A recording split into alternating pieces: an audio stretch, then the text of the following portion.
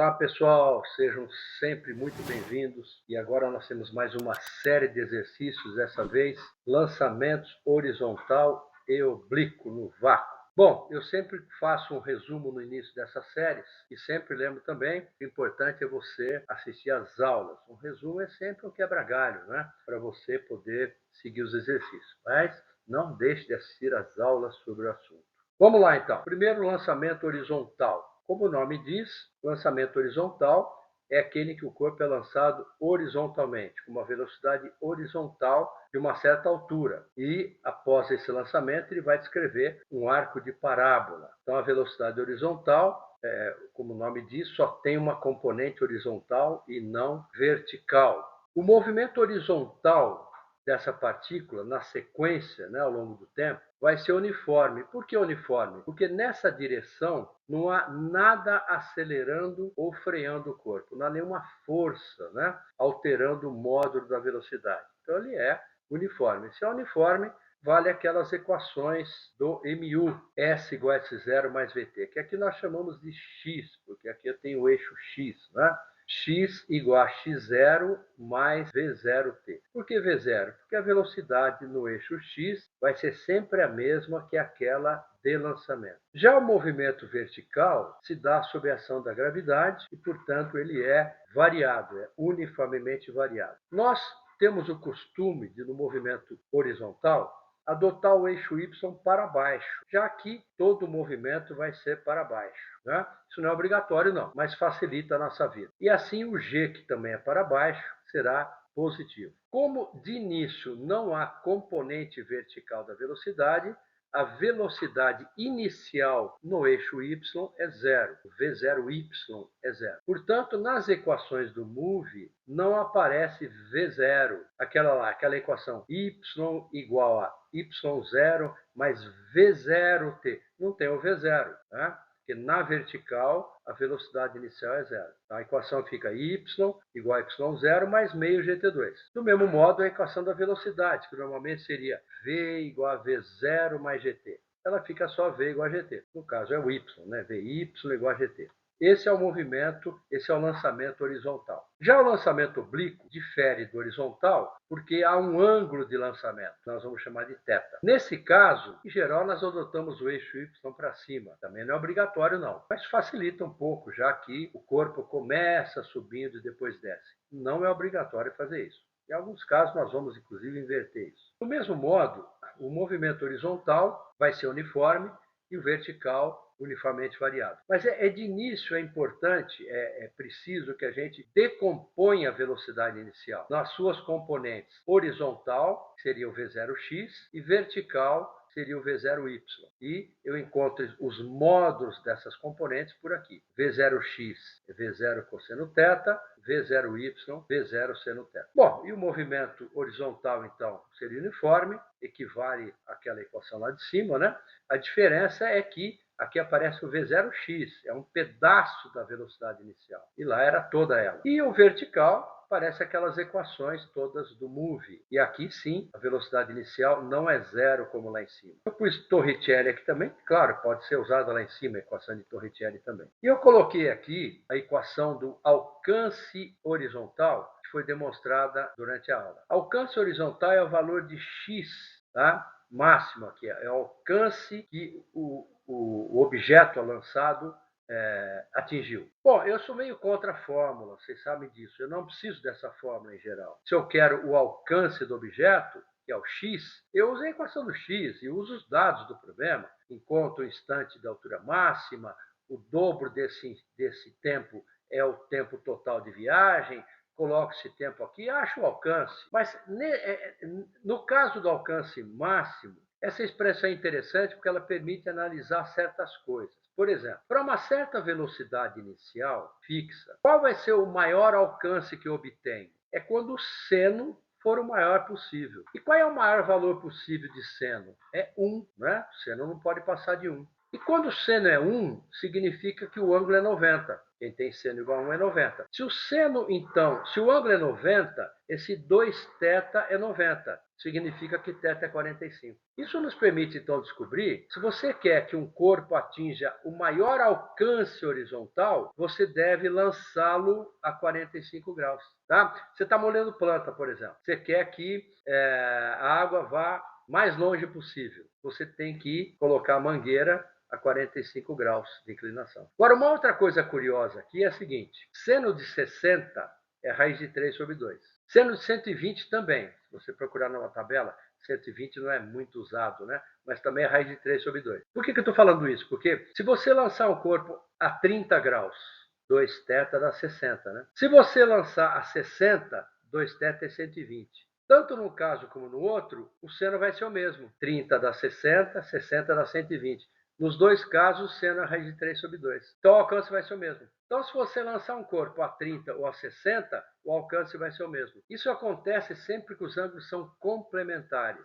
Por exemplo, 75 e 15, 70 e 20, 50 e 40. Sempre que a soma dos ângulos dá 90 graus, o alcance vai ser o mesmo. Tá bom? Isso é uma coisa importante. Bom, pessoal, esse é o resumo. Espero que vocês tenham aproveitado, não tanto quanto nas aulas, né? Mas pelo menos para seguir os exercícios. Vamos lá, então, aí. Nosso primeiro exercício caiu na Federal da Bahia, Universidade Federal muito boa. De um ônibus que trafega numa estrada reta e horizontal, com velocidade constante de 20 metros por segundo, desprende-se um parafuso situado a 0,80 metros do solo e que se fixa à pista no local em que a atingiu. Tá? Então o ônibus está trafegando, cai um parafuso e ele gruda na estrada.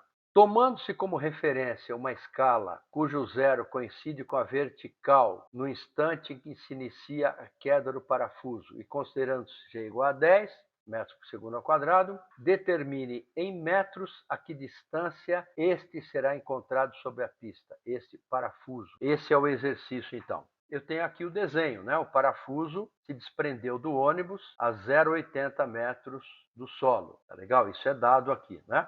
Ele pede que a gente considere como referência o zero aqui no instante que se inicia a queda do parafuso. Então, aqui seria o nosso zero, né? Eu coloquei como velocidade inicial do parafuso 20 metros por segundo, porque é a velocidade do ônibus. Se ele estava no ônibus a 20 metros por segundo, quando ele se desprende do ônibus, ele está também a 20 metros por segundo. E com velocidade horizontal, porque o ônibus caminhava horizontalmente. Então, veja, o meu desenho já mostra que se trata de um lançamento horizontal, não é verdade? Ele pergunta, na verdade, quanto é esse x aqui, porque o que ele pergunta é a que distância o parafuso, será encontrado sobre a pista. É o x. Como ele pede que a origem seja colocada aqui em cima, ponto de partida, nós vamos desenhar o eixo y aqui para baixo, como sempre, né? E podemos, então, partir daqui para resolver o problema. O movimento vertical, que é o y, a gente sabe que é um movimento uniformemente variado. E nós sabemos que ele despencou 0,80 metros, né? Quando ele chegar aqui no solo, ele se despencou 80 metros. A velocidade inicial vertical é zero. Aliás, falamos agora há pouco no resumo isso. Sempre no lançamento horizontal, a velocidade inicial vertical é zero. O g é dado como 10 e é positivo porque ele é para baixo e nós usamos orientação para baixo. A posição inicial é zero. Nós colocamos aqui em cima a origem, aliás, a pedido, inclusive, do enunciado. Nós sabemos que quando ele chegou aqui embaixo, o y é 0,8.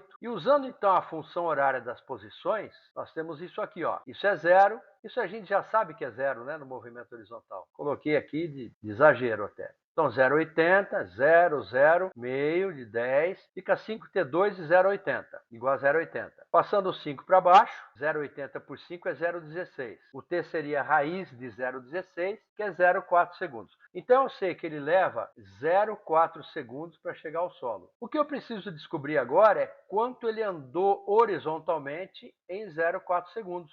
E agora eu estudo, então, o movimento horizontal, que é uniforme. A velocidade horizontal, o Vx, é 20. A posição inicial é zero e eu quero saber qual é o x em 0,4 segundos. Uso a equação do x e pronto, ó. Olha lá, x0 é 0, v é 20, em 0,4 segundos ele caminhou horizontalmente 8 metros. Então a resposta a esse x é 8 metros. parafuso andou 8 metros até grudar no chão. Esse agora caiu na FEI, Faculdade de Engenharia Industrial, lá em São Bernardo do Campo, também muito tradicional, né? Principalmente na área automobilística.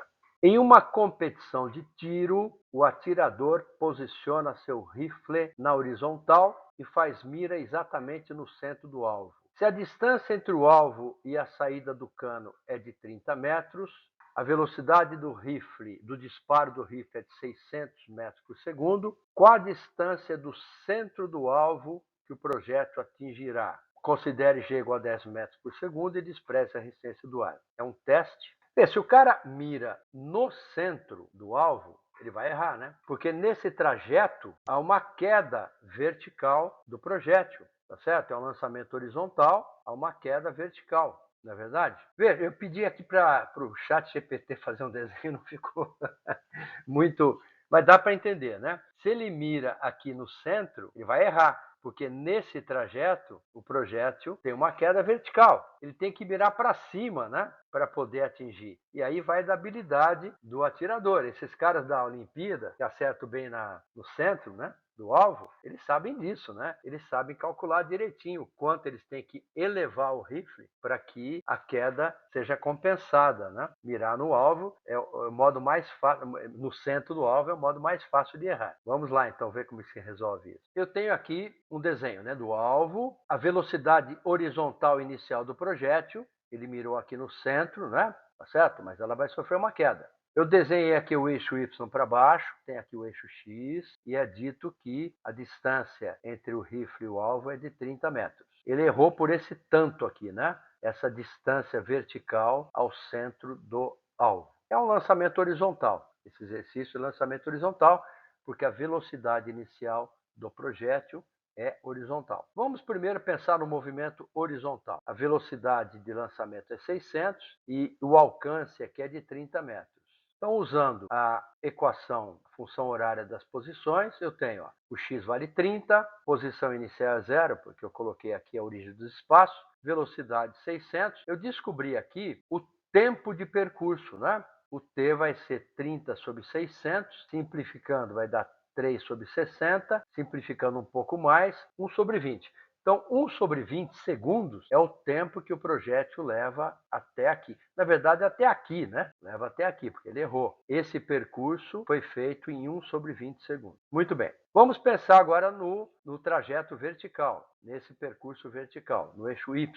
Eu tenho aqui a equação no eixo Y. O y inicial é 0, a velocidade inicial é sempre 0 no lançamento oblíquo, né? Eu nem precisaria ter colocado aqui. Meio de g e o instante ao quadrado, é 1 sobre 20 ao quadrado, que dá 1 sobre 400. E assim eu descubro qual foi essa queda do y, né? 10 sobre 2 é 5, 5 sobre 400, simplificando, dá 1 sobre 80. 1 sobre 80 metros. Se eu multiplicar aqui por 100 para passar para centímetros, isso vai dar 1,25 centímetros. E, portanto, a resposta aqui alternativa é a E, 1,25 centímetros. Pessoal, em várias oportunidades nós temos pedido a sua ajuda que faça com que o nosso canal cresça. Nós queremos gravar todo o conteúdo do ensino médio, que são dezenas, centenas de vídeos, sei lá quanto tempo nós vamos levar, anos talvez. E a gente gostaria que você nos ajudasse, queremos pedir isso a você. Curta as nossas aulas, nossos vídeos, se inscreva no canal. Isso é gratuito, mas ajuda muito para que o YouTube nos projete.